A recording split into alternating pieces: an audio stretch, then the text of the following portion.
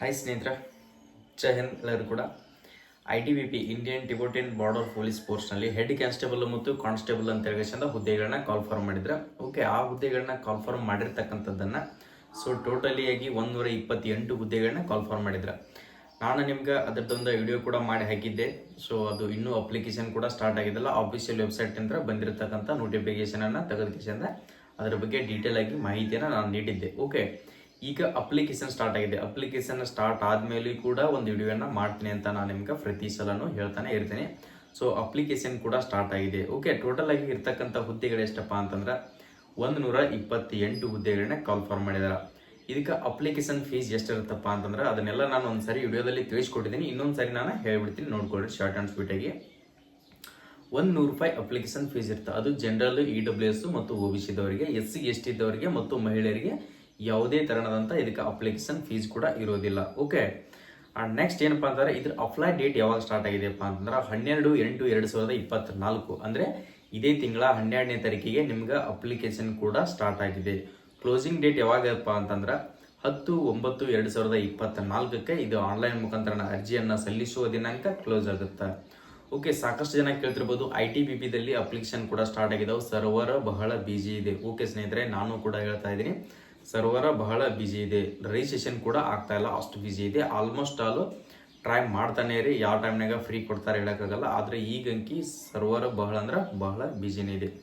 Okay, ಇದಕ್ಕೆ age ಎಷ್ಟಪ್ಪ ಅಂತಂದ್ರೆ 18ರಿಂದ 23 ಏಜ್ ಇದ್ದವರು ಕೂಡ ಇದಕ್ಕೆ ಅರ್ಜಿಗಳನ್ನ ಸಲ್ಲಿಸಬಹುದು. ಅದೇ ತರನಾಗಿ ಹೆಡ್ ಕಾನ್ಸ್ಟೇಬಲ್ ಅಂತ ಏನಿದೆಯಲ್ಲ ಅದಕ್ಕೆ 27 ಏಜ್ ಇದ್ದವರು ಕೂಡ ಇದಕ್ಕೆ ಅರ್ಜಿಗಳನ್ನ ಸಲ್ಲಿಸಬಹುದು. ನೆಕ್ಸ್ಟ್ ಇದಕ್ಕೆ OBC ದವರಿಗೆ 3 ವರ್ಷ ಏಜ್ ರಿಲ್ಯಾಕ್ಸೇಷನ್ ಅನ್ನು ಕೊಟ್ಟಿರ್ತಾರೆ. SC ST ದವರಿಗೆ 5 ವರ್ಷ ಏಜ್ ರಿಲ್ಯಾಕ್ಸೇಷನ್ ಅನ್ನ ಇದರಲ್ಲಿ ಕೊಟ್ಟಿರ್ತಾರೆ. ನೆಕ್ಸ್ಟ್ ಇದರಲ್ಲಿ ಬರ್ತಕ್ಕಂಥದ್ದು ಏನಪ್ಪಾ ಅಂತಂದ್ರೆ ಅಪ್ಲಿಕೇಶನ್ ನಿಮ್ಗೆ ಸ್ಟಾರ್ಟಿಂಗ್ ಡೇಟ್ ಅನ್ನು ಹೇಳಬೇಕಾಗಿತ್ತು, ಹೇಳಿದೆ ನಾನು. ಕ್ಲೋಸಿಂಗ್ ಡೇಟ್ ಕೂಡ ಹೇಳಿದೆ, ಅಪ್ಲಿಕೇಶನ್ ಫೀಸ್ ಕೂಡ ಹೇಳಿದ್ದೀನಿ. ನೆಕ್ಸ್ಟ್ ಇದರಲ್ಲಿ ಬರ್ತಕ್ಕಂಥದ್ದು ಏನಪ್ಪಾ ಅಂತಂದ್ರೆ ರನ್ನಿಂಗ್ ಎಷ್ಟು ಇರ್ತಪ್ಪ ಅಂತಂದ್ರೆ 1600 ಮೀಟರ್ ರನ್ನಿಂಗ್ ಇರ್ತೈತಿ. 7.5 ನಿಮಿಷ ನಿಮ್ಗೆ ಟೈಮಿಂಗ್ ಕೂಡ ಇದರಲ್ಲಿ ಕೊಟ್ಟಿರ್ತಾರ.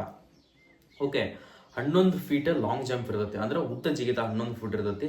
3 ಚಾನ್ಸಸ್ ನಿಮ್ಗೆ ಕೊಟ್ಟಿರ್ತಾರ. Next 3 feet long high jump ಇರ್ತೈತಿ, ಎತ್ತರ ಜಿಗಿತ 3 ಫೀಟ್ ಇರ್ತೈತಿ, 3 ಚಾನ್ಸ್ ಕೂಡ ಇರ್ತೈತಿ. ಇದು ಪುರುಷರಿಗೆ. ಮಹಿಳೆಯರಿಗೆ ನೋಡ್ಕೊಳ್ರಿ 800 ಮೀಟರ್ ರನ್ನಿಂಗ್ ಇರ್ತೈತಿ. ಎಷ್ಟಪ್ಪ ಅಂದ್ರೆ 800 ಮೀಟರ್ ರನ್ನಿಂಗ್ ಇರ್ತೈತಿ. 4:45 ಸೆಕೆಂಡ್ ನಿಮ್ಗೆ ಟೈಮಿಂಗ್ ಇರ್ತೈತಿ. ನಿಮ್ಗೆ 9 ಫೀಟ್ ಉದ್ದ ಜಿಗಿತ ಇರ್ತೈತಿ. 3 ಚಾನ್ಸ್ನಲ್ಲಿ ಕವರ್ ಮಾಡ್ಕೊಳ್ಬೇಕು. ನೆಕ್ಸ್ಟ್ 3 ಫೀಟ್ ನಿಮ್ಗೆ ಹೈ ಜಂಪ್ ಇರ್ತೈತಿ, ನೀವು ಕೂಡ 3 ಚಾನ್ಸ್ನಲ್ಲಿ ಕ್ಲಿಯರ್ ಮಾಡಬೇಕು. ಇದರಲ್ಲಿ ಇರ್ತಕ್ಕಂಥ ಹುದ್ದೆಗಳು ಯಾವಪ್ಪ ಅಂತಂದ್ರೆ ಹೆಡ್ ಕಾನ್ಸ್ಟೇಬಲ್, ಡ್ರೆಸ್ಸರ್, ವೆಟರ್ನರಿ ಅಂತ ಹೇಳಿ 9 ಹುದ್ದೆಗಳು. ಇದಕ್ಕೆ ಕ್ವಾಲಿಫಿಕೇಶನ್ ಏನು ಬೇಕಪ್ಪ ಅಂತಂದ್ರೆ 12ನೇ ತರಗತಿ ಆದರೂ ಮುಗಿದಿರಬೇಕು, ಅಥವಾ ಡಿಪ್ಲೊಮಾ ಆದರೂ ಮುಗಿದಿರಬೇಕು, ಪ್ಯಾರಾ ವೆಟರ್ನರಿ ಕೋರ್ಸ್ ಆದರೂ ನೀವು ಮುಗಿಸಿರ್ಬೇಕು. ನೆಕ್ಸ್ಟ್ ಇದಕ್ಕೆ ಕಾನ್ಸ್ಟೇಬಲ್ ಎನಿಮಲ್ ಟ್ರಾನ್ಸ್ಪೋರ್ಟ್ ಅಂತ ಇದೆ. ಇದು 115 ಹುದ್ದೆಗಳು. ಎಷ್ಟಪ್ಪ ಅಂದ್ರೆ 115 ಹುದ್ದೆಗಳು. ಇದಕ್ಕೆ 10ನೇ ತರಗತಿ ಮುಗಿದಿದ್ರೆ ಸಾಕು. ಇದಕ್ಕೂ ಯಾವುದೇ ತರಹ ಅಂತ ಎಕ್ಸ್ಪೀರಿಯನ್ಸ್ ಸರ್ಟಿಫಿಕೇಟ್ ಕೂಡ ಬೇಕಾಗಿರಲ್ಲ ಸ್ನೇಹಿತರೆ. ಅಪ್ಲೈ ಮಾಡ್ಕೊಳ್ಬೇಕು ಅನ್ಕೊಂಡವರು ಇಂಥವೆಲ್ಲ ಅಪ್ಲೈ ಮಾಡ್ಕೊಳ್ರಿ. ನೆಕ್ಸ್ಟ್ ನೋಡ್ಕೊಳ್ರಿ ಕಾನ್ಸ್ಟೇಬಲ್ ಕೆನಲ್ ಮ್ಯಾನ್ ಅಂತ ಹೇಳಿ ಇದಕ್ಕೂ ಕೂಡ 4 ಹುದ್ದೆಗಳಿದಾವೆ. ಇದಕ್ಕೂ ಕೂಡ 10ನೇ ತರಗತಿ ಮುಗಿದಿದ್ರೆ ಸಾಕು. ಇದಕ್ಕೂ ಕೂಡ ಯಾವುದೇ ತರಹದಂತ ಎಕ್ಸ್ಪೀರಿಯನ್ಸ್ ಸರ್ಟಿಫಿಕೇಟ್ ಕೂಡ ಬೇಕಾಗಿರಲ್ಲ. ಓಕೆ, ಇಷ್ಟು ನಿಮ್ಗೆ ಮಾಹಿತಿಯನ್ನು ಕೊಟ್ಟಿದ್ದೀನಿ. ಎಕ್ಸಾಮ್ ಸಿಲೆಬಸ್ ಕೂಡ ನಾನು ಅದರಲ್ಲಿ ಒಂದು ವಿಡಿಯೋದಲ್ಲಿ ತಿಳಿಸ್ಕೊಟ್ಟಿದ್ದೀನಿ. ಅಪ್ಲಿಕೇಶನನ್ನು ಹಾಕ್ಕೊಳ್ರಿ. ಇದರ ಎಕ್ಸಾಮು, ಅಡ್ಮಿಟ್ ಕಾರ್ಡು, ಯಾವುದೇ ಒಂದು ಪ್ರತಿಯೊಂದು ಅಪ್ಡೇಟ್ಗಳನ್ನು ನೀವು ತಿಳಿದುಕೊಳ್ಳಬೇಕು ಅಂದ್ಕೊಂಡಿದ್ರೆ ಇವೆಲ್ಲ ಅಪ್ಲಿಕೇಶನ್ ಹಾಕಿಸಿಂದ ಅದೇ ಥರ ಸುಮ್ಮನೆ ಬಿಟ್ಬಿಡ್ತೀರಿ. ಅವೆಲ್ಲ ಬಿಟ್ಟ ಮೇಲೆ ನಿಮ್ಗೆ ಇನ್ಫಾರ್ಮೇಷನ್ ಏನೂ ಗೊತ್ತಾಗಲ್ಲ. ಇವೆಲ್ಲ ಅಪ್ಲಿಕೇಶನ್ ಹಾಕಿದ ನಂತರ ಅಡ್ಮಿಟ್ ಕಾರ್ಡ್ ಯಾವಾಗ ಬರುತ್ತೆ ಅನ್ನೋದು ಕೂಡ ಇಂಪಾರ್ಟೆಂಟ್ ತಾನೆ. ಎಕ್ಸಾಮ್ ಎಲ್ಲಿ ಇರ್ತದೆ, ಫಿಸಿಕಲ್ ಎಲ್ಲಿ ಕಂಡಕ್ಟ್ ಮಾಡ್ತಾರೆ, ಫಸ್ಟ್ಗೆ ಇದು ಫಿಸಿಕಲನ್ನು ಕಂಡಕ್ಟ್ ಮಾಡ್ತಾರೆ. ಎಲ್ಲಿ ಕಂಡಕ್ಟ್ ಮಾಡ್ತಾರೆ, ಯಾವ ಥರ ನಾನು ಲೈವ್ ಆಗಿ ನಿಮ್ಗೆ ಆ ಸೆಂಟರ್ ಎಲ್ಲಿ ಯಾವ ಥರ ಹೋಗ್ಬೇಕು ಅನ್ನೋದು ಕೂಡ ನಾನು ಪ್ರತಿಯೊಂದು ಅಪ್ಡೇಟ್ ಮಾಹಿತಿಯನ್ನು ನಾನು ಯೂಟ್ಯೂಬ್ ಚಾನಲ್ದಲ್ಲಿ ನೀಡ್ತಾನೆ ಇರ್ತೀನಿ. ಹೋದ ಸರಿ ITBP ಕಾನ್ಸ್ಟೇಬಲ್ ಹುದ್ದೆಗಳನ್ನ ಕರೆದಾಗ